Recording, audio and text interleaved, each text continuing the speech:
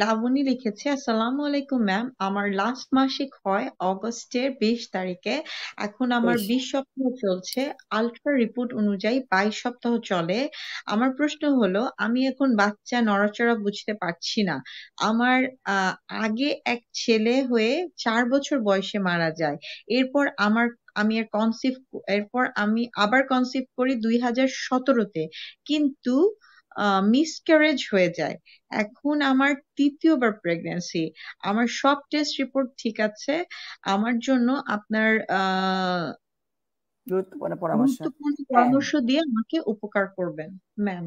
আমি খুবই দুঃখিত যে আপনি একটি ছেলে 4 বছর বয়সে মারা গেছেন, আবার কনসিভ করে অ্যাবর্শন হলো। কেন মারা গেল, কি কারণে, ঠিক আমি জানতে পারছি না। অন্য কোনো অসুখ ছিল কিনা, এবং 17 যে মিসক্যারেজটা হলো সেটিও কি কারণে হলো জানা দরকার। কারণ অনেক সময় আমরা দেখি যে মায়ের যদি ব্লাড গ্রুপে কোনো গন্ডগোল থাকে, এ ধরনের মিসক্যারেজ হলো কিনা, কারণ 24 সপ্তাহে হয়েছে, সেটা হয়েছে কিনা। তো এখন উনি যেহেতু 22 সপ্তাহ চলছে, আল্ট্রাসাউন্ড দেখা গেল, অবশ্যই একটু খেয়াল করতে হবে, তাকে একটু রেস্টে থাকতে হবে। হয়তো অনেক সময় ওয়ার্কিং মাদার যারা আছেন, হয়তো কেউ খুব পরিশ্রম করেন, বাড়িতেও কিন্তু অনেক শ্রম করতে হয় তাকে। তো সেই জন্য আমরা বলি যে একটু তাকে রেস্ট নিতে হবে। অনেক সময় বাদ দিকে কাত হয়ে শুয়ে থেকে একটু খেয়াল রাখতে হবে যে হঠাৎ করে একটু ধাক্কা দিল কিনা। মাত্রই তো নড়াচড়ার সময়টা এসছে। তবে আমার মনে হয় অবশ্যই আপনি একজন ভালো চিকিৎসকের পরামর্শ নেবেন।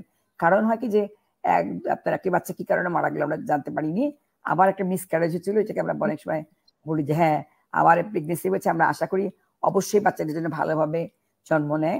এবং যদি কোনো রকম প্রবলেম থাকে এখনই, যে মায়ের কোনো অসুবিধা আছে কিনা, রক্তের কোনো স্বল্পতা আছে কিনা, বা আদার্স কোনো প্রবলেম মায়ের জন্য হচ্ছে কিনা, ইমিউনোলজিক্যাল কোনো অসুখ বিসুখ আছে কিনা, বা অন্য কোনো মেডিসিন সে খাচ্ছে কিনা, প্রেশার বেড়ে গেল কিনা, ডায়াবেটিস হয়েছে কিনা, এগুলো একটু খুব ভালো করে খেয়াল রাখতে হবে।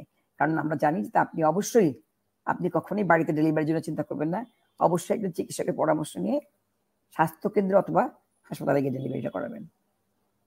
আর ম্যাম, আমরা যেগুলো জানি নর্মালি, যে বাম কাত হয়ে শুতে হবে, ভারী বস্তু উঠানো যাবে না, বেশি সিঁড়ি ভাঙা যাবে না, নিচু হয়ে ভারী জিনিস উপর হয়ে কাজ করা যাবে না, এগুলো। আর স্বামী সহবাস প্রথম প্রথম 1.5 মাস এবং লাস্টের 1.5 মাস অবশ্যই করা উচিত হবে না।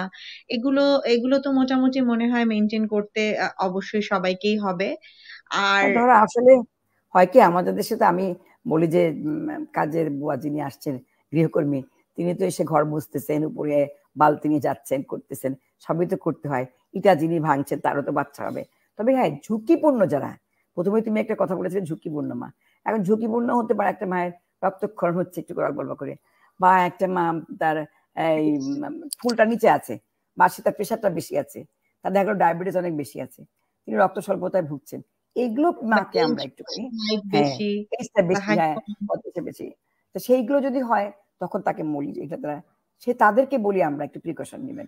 সব মাকে যদি র্যান্ডমলি বলি তুমি এটা করো ওটা করো, তাহলে কিন্তু আর সেটা আমাদের তো, তাহলে বলবো যে গৃহকর্মীকে বলবো সমাজ অন্য আমার চলবে না। চলবে। হ্যাঁ, সমাজ চলবে না। কাজে সেটা আমাদের মনে হবে সবসময়। আমাদের স্যার, আমার প্রফেসর ফখরুল যে এইটা একটা ফিজিওলজিক্যাল ব্যারাম, এটা কোনো ব্যারাম না।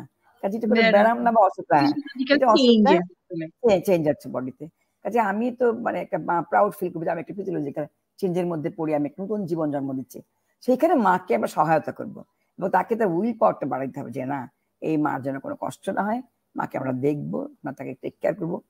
কাজেই থেকে আমরা সবসময় বলি না যে এতগুলা যদি একেবারে না বলে রাখি, তাহলে সেই মার বাচ্চা নেওয়ার জন্য আর মানে দেখবে যে তার সমস্ত কাজ চাকরি ছেড়ে দিছে, একটা অনেক কষ্ট করে একটা মেয়ে জব পেলো, জব করতে পারছে না, যেতে পারছে না।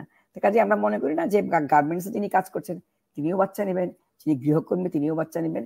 তবে একটু আমরা একটু সাবধানতা অবলম্বন